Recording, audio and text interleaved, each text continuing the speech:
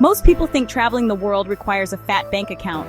Flights, hotels, meals, tours, it sounds expensive. But I found a different way. I've explored temples in Asia, slept under stars in South America, and danced through Europe, all with barely any money. No rich parents, no sugar daddy, just smart planning, a curious heart, and a bit of courage. This is how I traveled the world, with almost no money. The first step? Choose your countries wisely. Some places are incredibly affordable without sacrificing beauty or culture. In Vietnam, I ate delicious street food for under $1 and stayed in cozy guest houses for less than a cup of coffee back home. In Bolivia, I took a 10-hour bus ride through the Andes for $7. Your dream destination doesn't have to be Paris or Tokyo.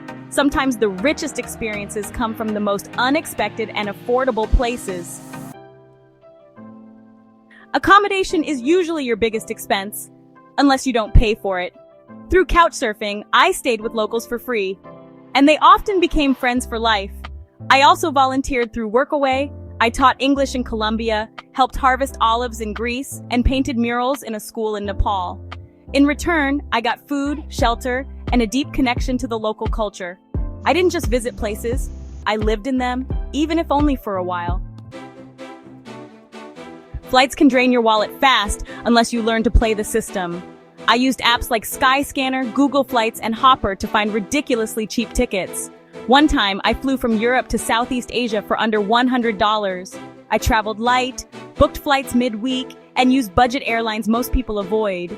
When flying wasn't an option, I got creative. I hitchhiked across the Balkans, took overnight buses, and once slept on an airport bench to catch a $20 sunrise flight.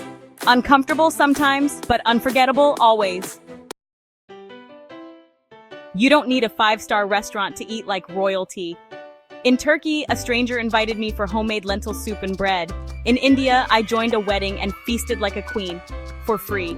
Markets, street vendors, and hostel kitchens became my go-to. And fun, most of the best experiences were completely free. I hiked volcanoes in Guatemala, joined free walking tours in Spain, and spent entire days talking to locals under palm trees. Money buys convenience, but connection, that's earned. At the end of the day, the biggest difference wasn't in my wallet, it was in my mindset.